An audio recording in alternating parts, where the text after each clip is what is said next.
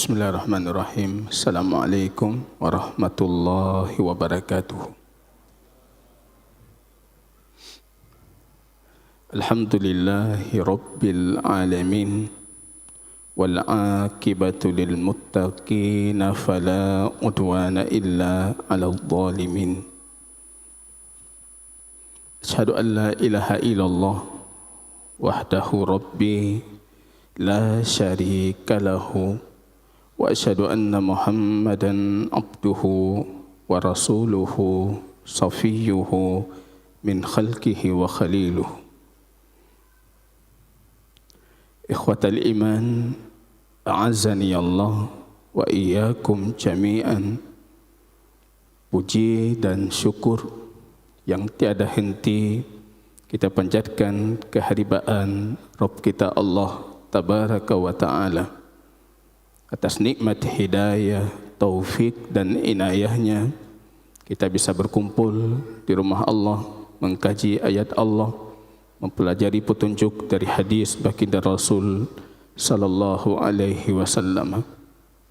Yang kita kaji jamaah kaum muslimin yang selalu saya sebutkan dengan afdal al-ulumi wa asyrafu al-ulumi, ilmu yang paling penting, ilmu yang paling mulia, ilmu yang paling istimewa, yaitu mempelajari tentang hak Allah dan hak Allah dari kita mentauhidkan Allah Tabaraka wa Ta'ala dan menjauhkan diri kita dari segala bentuk kesyirikan kepada Allah Ta'ala. Kaum muslimin rahimani wa rahimakumullahu ta'ala, kita lanjutkan kajian kitab Tauhid fi Daw'i Aqidati Al-Imam Asy-Syafi'i rahimahullahu ta'ala. Sebagaimana diumumkan sebelumnya, pembahasan kita masih pembahasan yang sebelumnya kita bicarakan, yaitu hukum seputar tabarruk. Tabarruk yang kita definisikan di pertemuan sebelumnya dengan kesadaran hati untuk mendapatkan dan menggapai keberkahan, mengharap berkah. Tentunya ini tema yang sangat penting di kondisi masyarakat, di kondisi kita sebagai muslim hari ini hidup dalam kehidupan yang kadangkala nilai keberkahan itu jauh. Napeng, ada harta tapi tidak diberkahi. Ada anak tidak diberkahi, ada istri tapi tidak diberkahi. Bahkan ibadah yang kita lakukan pun belum tentu ibadah itu ibadah yang diberkahi sehingga melahirkan ibadah yang baru. Ini kondisi jamaah kaum muslimin sepatutnya kita menjadikan sebagai bahan kita mengevaluasi diri kita, bermuhasabah, introspeksi diri. Kalau berkah itu jauh hilang di tengah-tengah kita. Dan pentingnya menggapai keberkahan. Karena sesuatu kalau sudah Allah berkahi, itu cukup bagi kita. Kalau sesuatu tidak Allah berkahi, berarti kebaikan di dalamnya hilang. Dan itu awal dari celakanya si hamba. Ketika yang dia punya tidak diberkahi. Dalam tema ini, jamaah kaum muslimin yang Allah muliakan, kita akan mengkaji jenis tabarruk, jenis ngalap berkah yang dibolehkan dalam syariah atau yang terlarang. Di pertemuan sebelumnya saya memberikan satu kaidah penting yang seharusnya itu diingat oleh jamaah.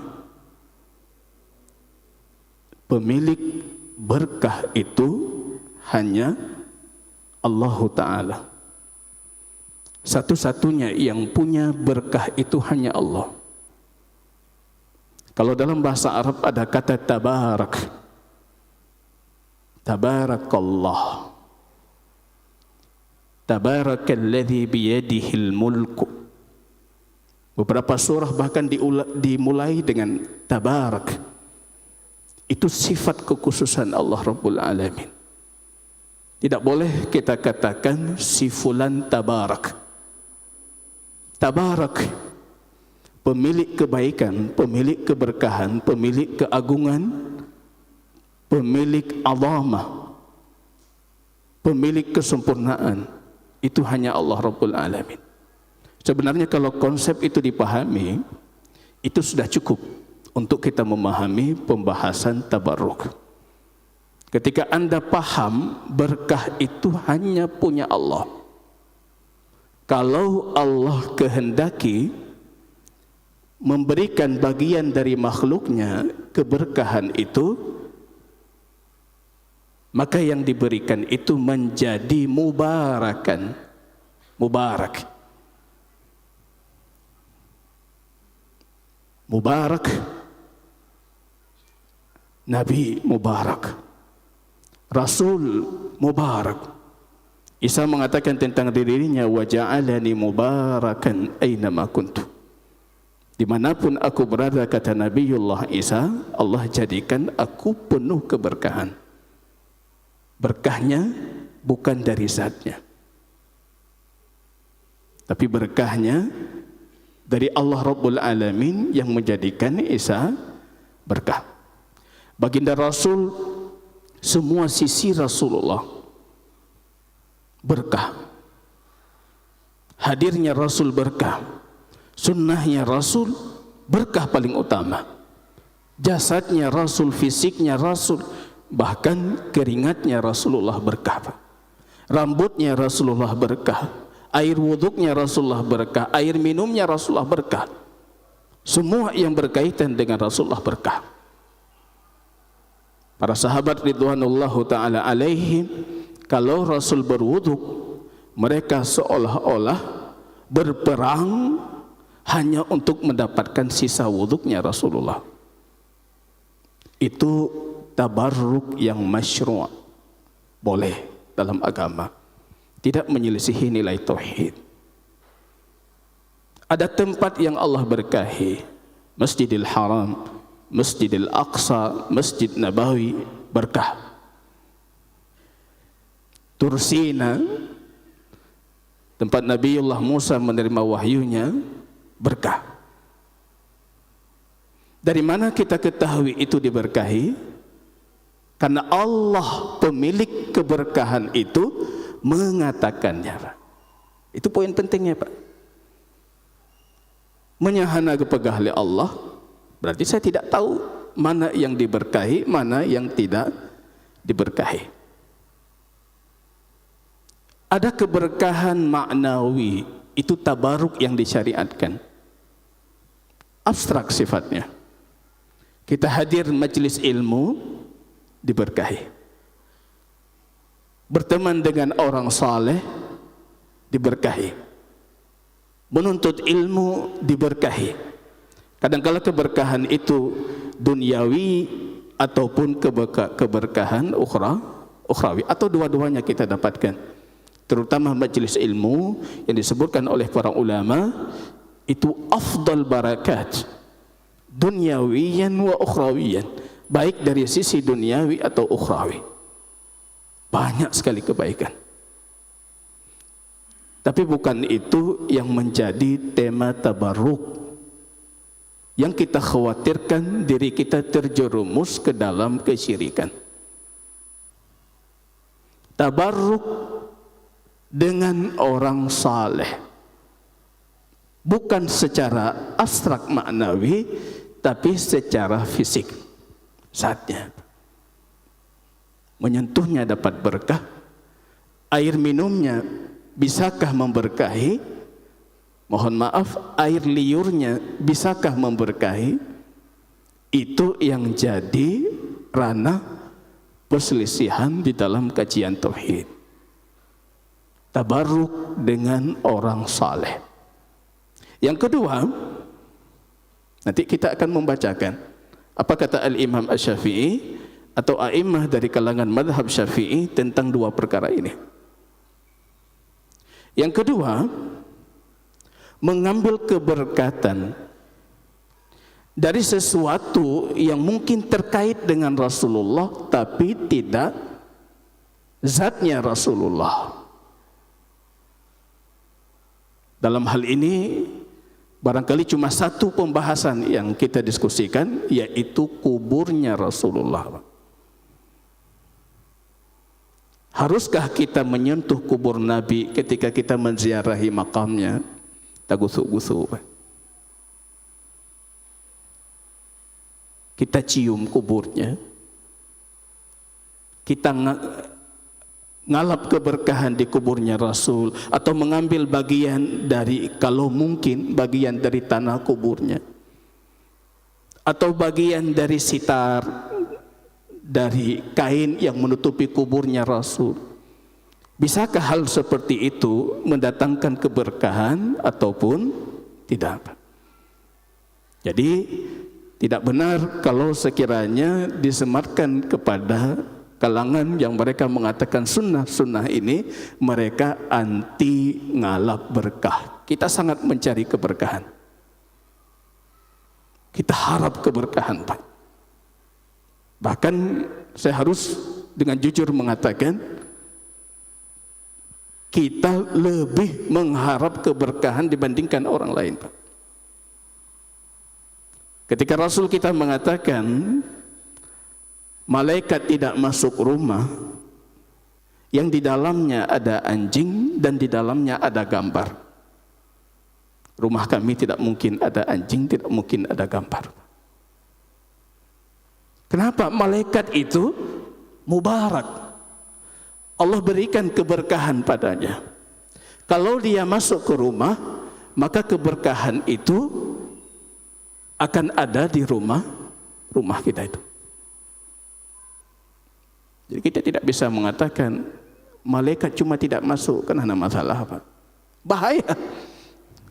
Kalau sekiranya malaikat tidak masuk, berarti rumah kita jauh dari keberkahan. Kita tidak mau, Pak. Hanjutna gambar, hanjutna anjing, karena itu menghalangi dari masuknya berkah ke rumah kita. Kita mengharap berkah. Jadi jamaah kaum muslimin rahimani wa rahimakumullahu ta'ala, kita kembali ke kitab yang sedang kita kaji, yaitu kitab Tauhid fi Dawi Aqidati Al-Imam Asy-Syafi'i rahimahullah. Kita bacakan di pertemuan sebelumnya, yaitu hadis tentang syajarah al-anwat yang dijadikan oleh bangsa jahiliyah sebagai tempat mereka menggantungkan senjata mereka sebelum berperang. Ketika para sahabat Rasul sallallahu alaihi wasallam melihat satu pohon yang besar, dan mereka hadisu ahdin bi kufrin, baru masuk Islam, belum memahami tauhid, belum memahami syirik. Mereka minta kepada Rasulullah, ya Rasulullah, kenapa kita tidak menjadikan pohon yang besar itu dan kita gantungkan senjata kita seperti mereka itu? Baginda Rasul sallallahu alaihi wasallam mengatakan, demi zat yang jiwaku ada di tangannya, Allahu Akbar, maha besar Allah. Itu tradisi umat sebelum kalian. Yang kalian katakan itu persis seperti yang dikatakan oleh Banu Israel kepada Musa alaihissalam. Ij'al lana ilahan kama lahum alihah. Wahai Musa, jadikan untuk kami Tuhan berhala seperti kaum itu juga punya Tuhan, Pak. Kamu benasi Tuhan. Sama. Bangsa jahiliyah punya pohon, mereka gantung senjata, kalian minta juga. Yang menariknya jamaah kaum muslimin, yang diminta oleh sahabat Rasul itu cuma tempat menggantung senjata. Tempatnya. Tapi baginda Rasul ketika menjawab, menyamakan permintaan mereka itu seperti permintaan Banu Israel yang minta Tuhan, Pak, diminta dibuatkan Tuhan. Karena syirik. Karena ini kufur, Pak. Ini yang sering kita hindari, Pak. Padahal baginda Rasul, kalau kita hukumi dari sudut mata ilmu tauhid, apakah permintaan mereka itu menjadikan mereka kafir? Ya tidak. Apakah permintaan mereka itu langsung otomatis menjadikan mereka musyrik? Ya tidak. Tapi kenapa baginda Rasul menyamakan yang mereka minta itu seperti minta Tuhan? Ini yang banyak hilang dari pemahaman kaum muslimin. Kita selama ini berpikir kalau syirik itu ya sembah berhala, Pak. Kalau syirik itu ya nyembah, sujud rukuk. Padahal semua hak Allah Ta'ala, ketundukan, ketergantungan, cinta, ketakutan, sekiranya ini kita berikan kepada selain Allah, itu juga ainus syirik, syirik yang nyata juga. Jadi ini sahabat kita di luar itu sering kita ingatkan, ini menjerumuskan ke syirik. Mereka akan menjawab mengatakan, kami kan tidak menyembah. Syirik itu bukan cuma sebatas rukuk dan sujud. Ini jamaah kaum muslimin rahimani wa rahimakumullahu ta'ala.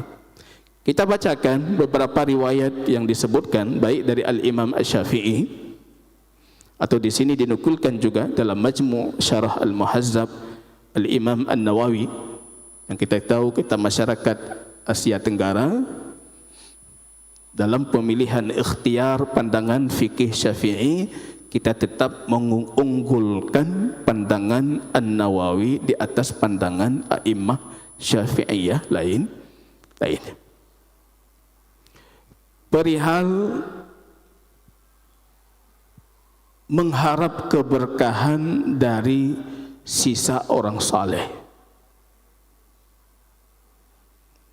Dan ini ada di tengah masyarakat kita, Pak. Ada tungku yang di depan rumahnya itu galon-galon aqua, botol-botol aqua sudah berbaris rapi, Pak. Gecok geyu, peduh, pujak. Datang jamaah mengambil, baik dengan ganti rugi uangnya atau tidak. Ketika mereka mengambil itu, kadang-kadang mereka menganggap itu memberikan kesembuhan, atau sekurangnya air itu mendatangkan kebaikan dan keberkahan. Ada, fenomena itu ada. Bahkan kadang-kadang hari ini kita dapati itu di video-video di media sosial, ludah, Pak. Bapak, ludah. Sebelum kita diskusi ini, boleh tidak apa pandangan madhab Syafi'i tentang perkara ini? Mau tidak kita melakukan itu dulu? Netim. Karena ketika kita diskusi ini tidak boleh bagi mereka yang mau. Yang tidak mau ya nggak perlu diskusi lagi, fikah netim pula. Mau? Dalilnya tidak ada. Walaupun kita dapati, kita harus jujur dalam menukilkan perkara ilmiah, banyak imam-imam besar Ahlus Sunnah yang membolehkan. Termasuk kalau di negeri Yaman, Imam Asy-Syaukani atau Ibnu Hajar Al-Asqalani. Tapi mereka masih memberikan dengan catatan jangan sampai terjerumus ke dalam kesyirikan. Boleh-boleh tapi hati-hati. Di sini dinukulkan satu riwayat. Dzakara Al-Baihaqi, Imam Al-Baihaqi Asy-Syafi'i menukilkan bahwa anna Syafi'i, Imam Asy-Syafi'i rahimahullah, balaghahu anna bi Andalusa kummatan li Malikin, yakni Qalansuwah. Ketika Imam Asy-Syafi'i rahimahullah mendapatkan kabar kalau di negeri Andalusia itu ada pecinya Imam Malik. Kita tahu Afrika Utara, Andalusia dulu itu mazhabnya Maliki, Pak. Bagi mereka Imam Malik itu nomor satu. Ada pecinya Imam Malik. Masyarakat Andalusia kalau mereka meminta hujan, mereka mengeluarkan peci Imam Malik. Menghadirkan peci sembari mereka meminta istisqa, turunnya hujan. Kabar itu didengar oleh Al-Imam Asy-Syafi'i. Beliau mengatakan karihtu an af'ala dzalika, dan aku membenci untuk melakukan itu. Di luar banyak yang memahami membenci sebatas makruh. Tidak pernah kita dapati para ulama salafus saleh mutaqaddimin itu kalau berbicara tentang hukum yang ayatnya tidak pasti di situ atau hadis, mereka berani mengatakan aku mengharamkan. Itu waraknya para imam. Enggak berani mengatakan ini haram, Pak. Lafaz yang bisa mereka gunakan cuma sebatas aku membenci. Tapi kalau kita teliti lebih lanjut, itu maksud dari kebenciannya haram. Bagaimana halnya dengan mengharapkan keberkahan dari membasuh, menyentuh atau mengambil bagian dari kuburnya Rasul sallallahu alaihi wasallam. Ini saya baca sedikit panjang, dinukilkan oleh Imam An-Nawawi dalam Majmu' Syarah Al-Muhazzab. Qala An-Nawawi rahimahullahu taala la yajuz ayyutafu biqabrihi sallallahu alaihi wasallam. Ini Imam Nawawi. Beliau mengatakan tidak boleh mengelilingi atau tawaf terhadap kuburnya Rasulullah. Kita berpikir hana Pak, nah jangankan kubur Rasulullah, kubur yang kita yakini para ulama orang saleh sebelumnya yang sudah wafat, banyak yang melakukan tawaf. Dan mereka mendakwakan madhabnya Syafi'i. Itu jauh dari madhab Syafi'i.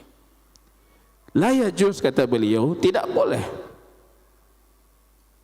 mengelilingi kuburnya Rasul sallallahu alaihi wasallam. Wa yukrah ilsaqul dhahri wal batn bi jidaril qabr. Dan juga dibenci, atau kalau kita anggap hukumnya makruh, dimakruhkan menempelkan punggung ataupun perut ke kuburnya Rasul. Ini alhamdulillah kuburnya Rasul Allah berkahi dengan penjagaan. Kita hari ini jangankan menyentuh, mendekati saja dijaga, Pak. Trip tadang bacut itulah ada juga. Tak bisa lama-lama. Karena kenapa? Dulu ketika dilonggarkan banyak muncul fenomena kesyirikan di kuburnya Rasulullah. Di Uro Jumat ipegli kubur.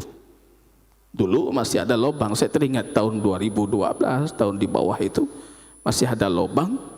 Banyak kaum muslimin yang menitipkan surat, menitipkan doa kepada Rasul melalui lubang lubang kecil. Orang Jumat ipeglih, ipetapat mandu. Bahasa Indonesia mandu.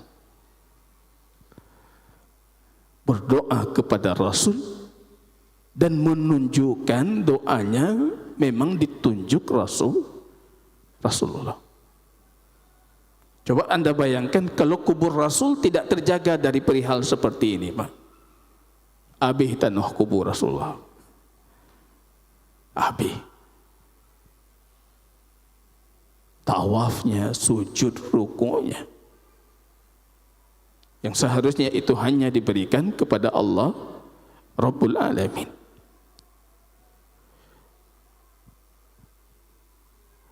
Qalahu Abu Abdullah Al-Halimi wa ghairuhu qalu wa yukrah mashuhu bil yad wa taqbilu.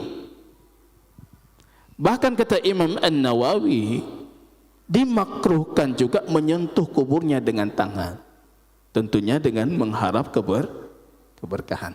Kalau kita sentuh-sentuh tanpa mengharap tabarruk, ya tidak ada masalah, sentuh kebutuhan itu. Ini sentuh mengharap keberkahan atau mencium kuburnya, Pak. Ini dalam madhab seperti itu, makruh hukumnya. Bal adab, kata beliau, sejatinya etika dengan kubur Rasulullah anda menjauh. Ini poin penting, Mbak. Banyak jamaah kita yang marah ke polisinya gara-gara awaknya, Mbak. Karena diminta untuk menjauh. Padahal adab, kata An-Nawawi, dengan kuburnya Rasul anda menjauh. Kenapa adabnya menjauh? Sebagaimana ketika beliau hidup, kita juga menjauh, enggak boleh mensak-sak ke Rasulullah. Menjauh penghormatan untuk Rasulullah. Ayyab'uda minhu kama yab'uda minhu law hadarahu fi hayatihi. Dia seharusnya menjauh dari kuburnya sebagaimana dia menjauh dari dirinya baginda Rasul ketika beliau masih hidup sallallahu alaihi wasallam. Hadza huwa as-shawabul ladzi qalahu al-ulama'u wa atbaqu alaihi wa la yuqtarru bi mukhalafati katsirin minal awam. Ini yang benar, kata An-Nawawi, dan ini yang disepakati oleh para ulama. Anda tidak perlu membanggakan diri Anda kalau menyelisih ini, karena banyak orang awam yang melakukan. Ini pernyataan An-Nawawi. Yang melakukan itu bukan orang berilmu, Pak. Sebenarnya itu bisa jadi standar dari An-Nawawi. Ketika Anda ingin menentukan dia itu berilmu atau tidak, yang masih melakukan perkara seperti itu bukan orang berilmu. Itu perilaku orang awam. Banyak yang melakukan, banyak, tapi banyak itu tidak benar. Minal awam wa fi'luhum dzalik. Beliau mengunci pembahasan ini mengatakan fa innal iqtida wal amala innama yakunu bil ahadits as-sahihah wa aqwalil ulama wa la yultafatu ila muhdatsatil awam. Karena intinya, kata beliau, perkara ini hanya ditentukan oleh hadis-hadis yang sahih dan pernyataan para ulama. Tidak perlu Anda menoleh kepada kebid'ahan yang dilakukan oleh orang awam. Bukan karena banyak yang melakukan, boleh.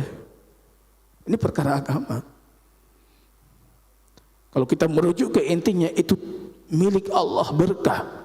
Kalau Allah tetapkan berkah, maka dia diberkahi. Kita mencari keberkahan itu. Tapi ketika kita tidak tahu apakah perkara itu mendekatkan kita dengan Allah, atau mentauhidkan Allah, atau mensyirikkan Allah, dalam kondisi keraguan itu, tinggalkan perkara itu. Itu bentuk implementasi terhadap hadis yang kita baca tadi, syajaratu anwar. Mereka bertanya kepada Rasulullah, boleh kami gantung ya Rasulullah? Mereka dalam kondisi tidak tahu ini bisa mendatangkan keberkahan atau tidak. Sejatinya dalam kondisi keraguan itu tinggalkan, Pak. Ini yang banyak menjerumuskan kaum muslimin ke dalam perkara kesyirikan, dalam kondisi ketidaktahuan mereka kalau itu syirik. Mengamalkan hanya dengan modal husnudzon, bisa jadi itu tauhid. Bahaya. Risiko besar kalau itu syirik. Bisa menggugurkan kebaikan, bahkan bisa mengekalkan kita dalam keburukan nerakanya Allah. Tinggalkan. Ketika Anda yakin ini tauhid, ini ibadah, lakukan. Justru yang mengherankan, yang kita yakin itu ibadah, yang kita yakin itu berpahala, itu tidak kita lakukan, Pak. Yang kita cari justru area remang-remang tadi, yang belum jelas ini ibadah atau bukan ibadah, tauhid atau bukan tauhid. Ini jamaah kaum muslimin rahimani wa rahimakumullahu taala. Imam An-Nawawi mengatakan wala yultafatu ila muhdatsatil awam wa ghairihim wa jahalatihim. Enggak perlu kita menoleh kepada kebodohan mereka, perkara-perkara baru yang mereka lakukan. Wa qad sabata fi sahihaini an Aisyah radhiyallahu taala anha anna Rasul sallallahu alaihi wasallam qala man ahdasa fi dinina ma laysa minhu fahuwa raddun, yang melakukan perkara baru dalam agama kami dan itu bukan bagian dari agama kami, maka perkara tersebut tertolak. Nasihat saya di penghujung kajian. Kita dengan pengurus sudah menyepakati sekali pertemuan satu pembahasan, Pak. Berhabis bertuntas. Cari berkah. Ikuti jejak berkah itu dari petunjuk Allah dan Rasul. Banyak sekali keberkahan yang sudah Allah berikan. Ada keberkahan amal. Yang paling Allah berkah itu mushaf Al-Quranul Karim. Sumber keberkahan. Jangan tinggalkan itu. Yang pusat berkah apa? Anak pilih ngalap-ngalap. Itu sumber berkah. Kemudian ikuti sunnah-sunnah Rasul. Yang kadangkala sunnah kecil, tapi keberkahan kebaikan di dalamnya besar. Kemarin di tempat lain saya baca satu hadis Uqbah ibnu Amir. Uqbah masuk kajian di majlisnya Rasulullah, datangnya terlambat.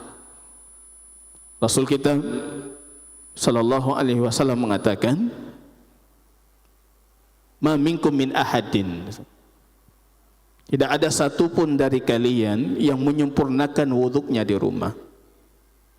Pergi ke masjid. Ya salat 2 rakaat. Biqalbihi wa wajhi. Hati dan wajahnya hanya Allah yang dia cari. Kecuali dosanya yang sudah lampau itu diampuni. Uqbah mendengar itu mengatakan, wallahi hadzal azim. Ini agung sekali hadisnya. Rupanya di belakang dia mendengar suara yang sebelum kamu datang lebih agung. Lebih hayulah. Kamu belum datang. Saya lihat kamu datang terlambat. Ketika ditoleh ke belakang, rupanya Umar ibn Khattab. Dalam majelis itu dia bertanya, apa hadis sebelumnya? Amalkan hadis ini.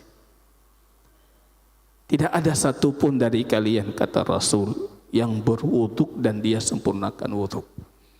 Kemudian dia mengatakan, asyhadu an la ilaha illallah wa asyhadu anna Muhammadar Rasulullah, kecuali Allah akan mengatakan kepadanya di hari kiamat, masuklah kamu ke surganya Allah yang 8 pintu ini dari pintu manapun yang kamu mau. Wuduk, sempurnakan wuduk, asyhadu an la ilaha illallah, asyhadu anna Muhammadar Rasulullah. Hari kiamat Allah mengatakan kamu masuk surga dari pintu manapun yang kamu mau dari 8 pintu ini. Berkah, Pak. Berkah. Banyak keberkahan itu dari petunjuk Rasul sallallahu alaihi wasallam. Jazakumullahu khairan katsira. Subhanakallahumma bihamdika asyhadu an la ilaha illa anta astaghfiruka wa atubu ilaik. Assalamualaikum warahmatullahi wabarakatuh.